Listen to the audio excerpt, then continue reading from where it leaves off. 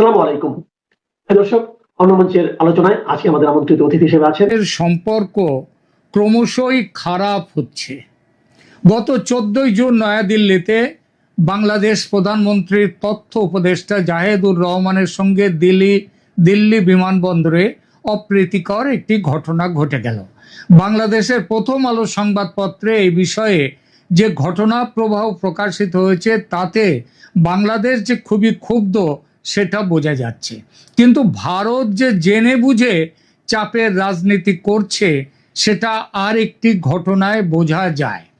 বাংলাদেশ নেপাল থেকে ভারতের ওপর দিয়ে ভারতের গ্রিড ব্যবহার করে যে অতিরিক্ত 20 মেগাওয়াট বিদ্যুৎ নেয়ার চুক্তি করেছিল, মানে যে চুক্তির মধ্যে এটা ছিল ত্রিপাক্ষিক চুক্তি, এর মধ্যে ভারতও একটি অংশ ছিল, একটি পক্ষ ছিল, কারণ ভারতের ওপর দিয়ে এটা যাবে ভারতের গ্রিড ব্যবহার করে। কিন্তু সেই 20 মেগাওয়াট বিদ্যুৎ নেয়ার যে চুক্তিটা সেটা ভারতের আপত্তিতে বাতিল হয়েছে। গতকালের কাঠমান্ডু পোস্ট পত্রিকা এই খবর করেছে। ভারত যে বাংলাদেশের বিরুদ্ধে কড়া অবস্থান নিচ্ছে সেটা বুঝতে অসুবিধে হয় না। এই বিষয়ে আলোচনার জন্যই এই প্রতিবেদন। নমস্কার, ক্যালকাটা ডায়ালগসের পক্ষে মনোজ দাসের প্রীতি ও শুভেচ্ছা নিন। পরপর দুটি ঘটনা এবং তারও আগের কয়েকটি ঘটনা, যেমন সীমান্তে ফেন্সিং, বর্ডার কিলিং, পুশব্যাক, তারপর 8ই জুন থেকে 11ই জুন দিল্লিতে বিএসএফ বিজিবি বৈঠক, কিন্তু তার ফলাফল শূন্য, মানে নিষ্ফলা বৈঠক। ভারত কোনো দাবি বাংলাদেশের মানেনি এবং কোনো সমঝোতার চেষ্টায় বা লাইনে যায়নি। তারপর দিল্লি বিমানবন্দরে প্রধানমন্ত্রী তারেক রহমানের যে ব্যক্তি উপদেষ্টা সেই জাহেদুর রহমানের হেনস্থা। আবার সেই একই দিনেই প্রায় তার ঠিক তার পরদিন সেই সঙ্গে নেপাল থেকে বিদ্যুৎ আমদানি বন্ধ করে দেয়া।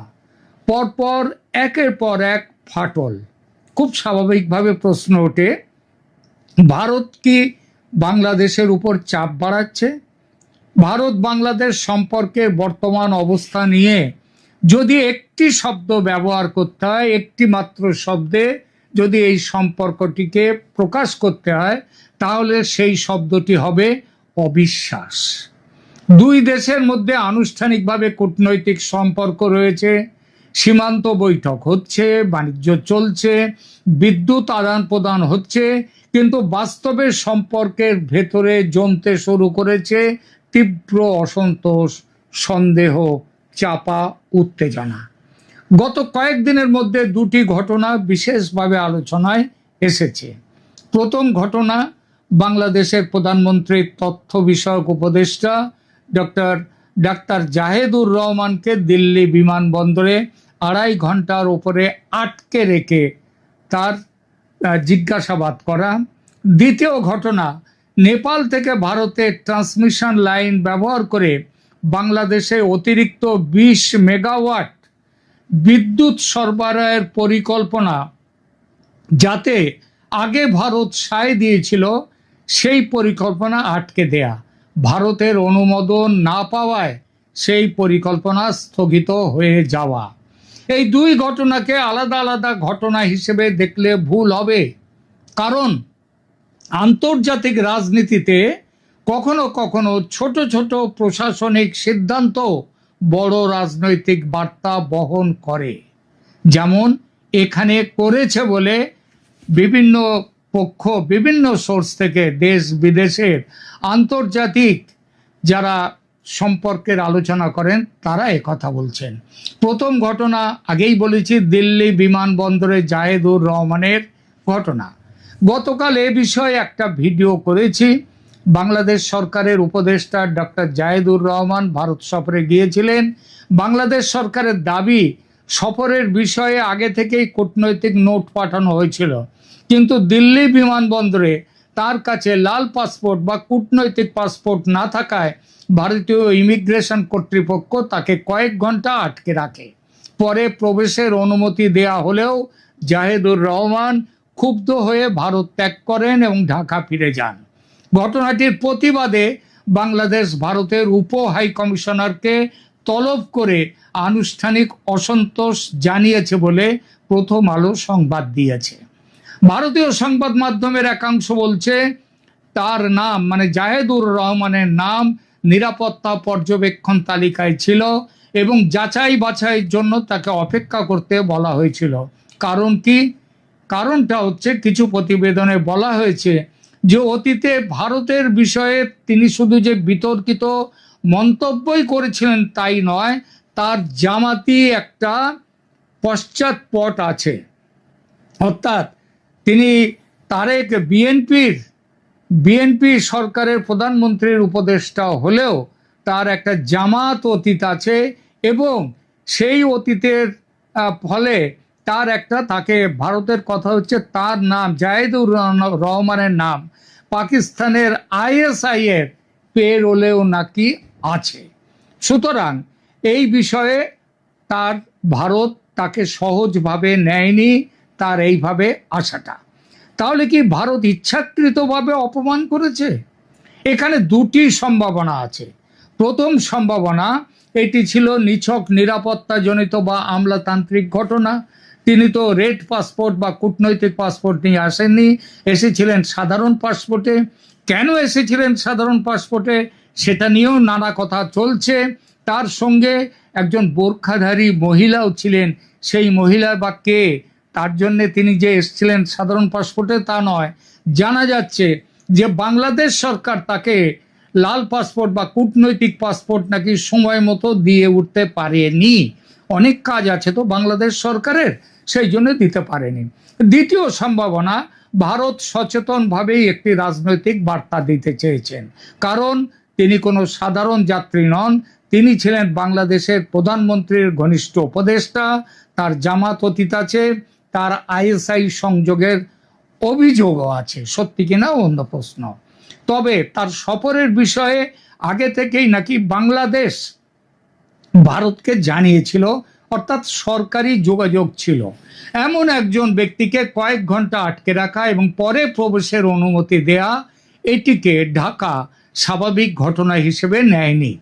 আন্তর্জাতিক কূটনীতিতে অনেক সময় প্রকাশ্যে কঠোর বিবৃতি না দিয়েও বিমানবন্দর, ভিসা, প্রোটোকল বা নিরাপত্তা যাচাইয়ের মাধ্যমে অসন্তোষের বার্তা দেয়া হয়।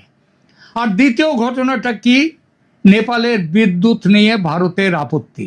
এবার আসি বিদ্যুতের বিষয়ে।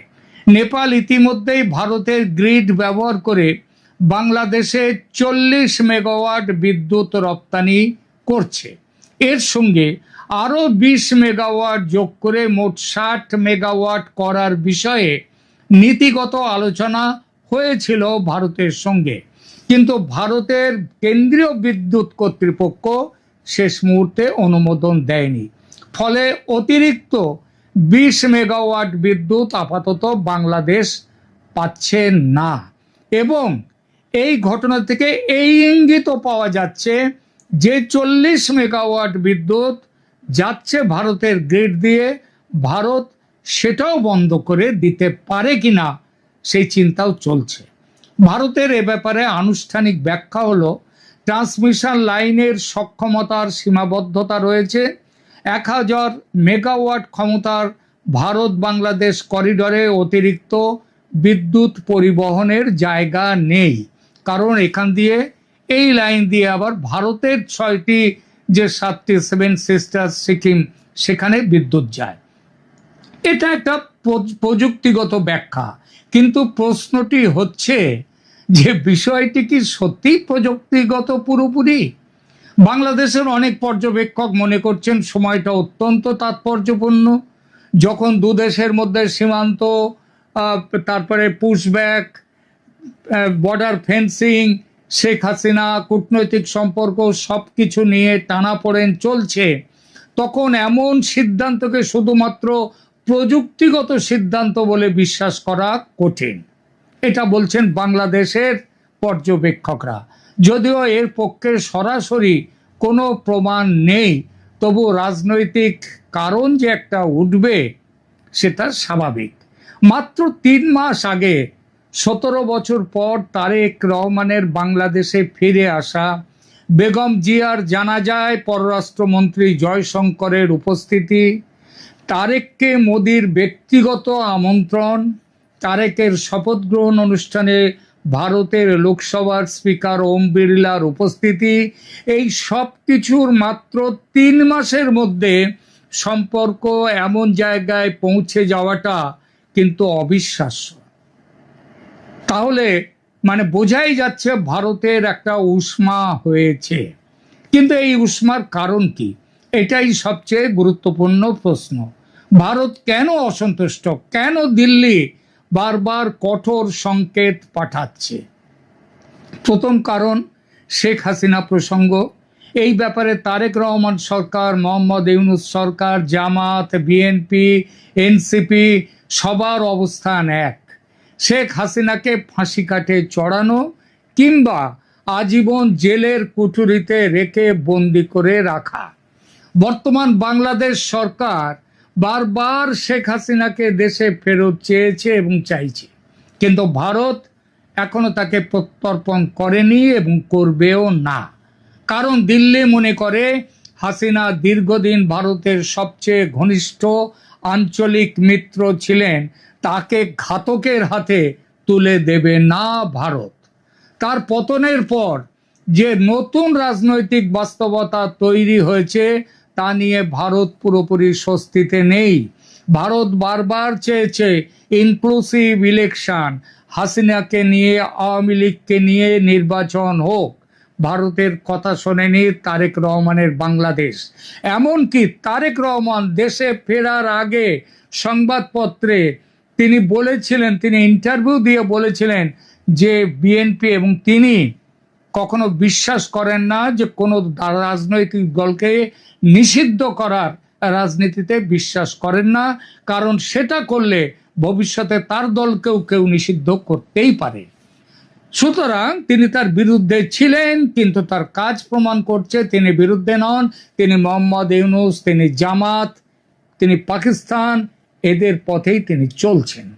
দ্বিতীয়ত, বাংলাদেশের ভারত বিরোধী মন্তব্য, বক্তব্য, আচরণ নিয়ে একটা প্রবল উদ্বেগ ভারতের। ভারতের নীতি নির্ধারকদের একটি অংশের দৃঢ় ধারণা বাংলাদেশের বর্তমান ক্ষমতা কাঠামোর কিছু ব্যক্তি ও গোষ্ঠীর বক্তব্যে ভারত বিরোধী সুর ক্রমশই বাড়ছে। ভারত এটিকে শুধু রাজনৈতিক বক্তব্য হিসেবে নয়, নিরাপত্তাজনিত বিষয় হিসেবেও দেখে। দিল্লি সম্ভবত বোঝাতে চাইছে ভারতকে প্রকাশ্যে আক্রমণ করা, আবার একই সঙ্গে ভারতের কাছ থেকে বিশেষ সুবিধাও আশা করা, এই দুটো একসাথে করা যাবে না। যে কোনো একটি দিক বেছে নাও। তৃতীয়ত, সীমান্ত বিতর্ক, অনুপ্রবেশ, ফেন্সিং, পুশব্যাক। বাংলাদেশ অভিযোগ করছে ভারত অনিয়মিতভাবে কিছু মানুষকে সীমান্ত পার করে বাংলাদেশে ঠেলে দেওয়ার চেষ্টা করছে, নিয়ম না মেনে কাঁটাতারের বেড়া দিচ্ছে, বর্ডার কিলিং করছে। বাংলাদেশ এই বিষয়ে প্রকাশ্যে প্রতিবাদ জানিয়েছে, ভারত পাত্তা দেয়নি সেসব অভিযোগে। সাম্প্রতিক বিএসএফ বিজিবি আলোচনাতেও বিষয়টি উত্থাপিত হয়েছে। 4 দিন ধরে আলোচনা চলেছে, তার ফলাফল শূন্য। ভারত নিজের অবস্থানে অনড় এবং বাংলাদেশও তারা মেনে নিতে চায়নি। ফলে সীমান্ত প্রশ্ন নতুন উত্তেজনার কেন্দ্র হয়ে উঠেছে। চতুর্থত, চীন ফ্যাক্টর। ভারতের সবচেয়ে বড় উদ্বেগ সম্ভবত এটি।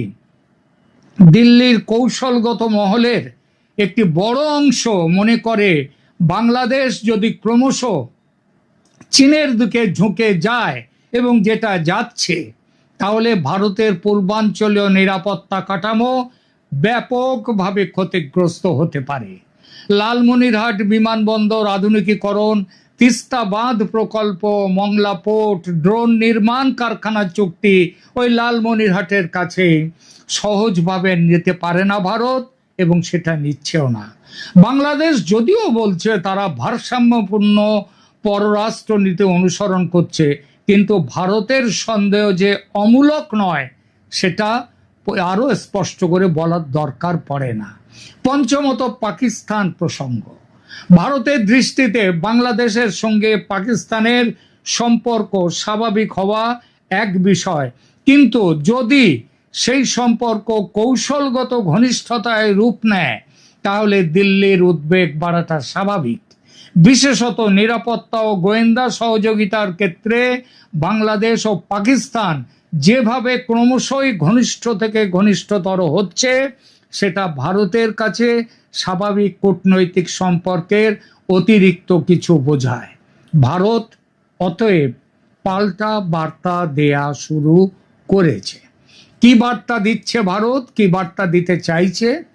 আমার বিশ্লেষণে দিল্লি তিনটি বার্তা দিতে চাইছে।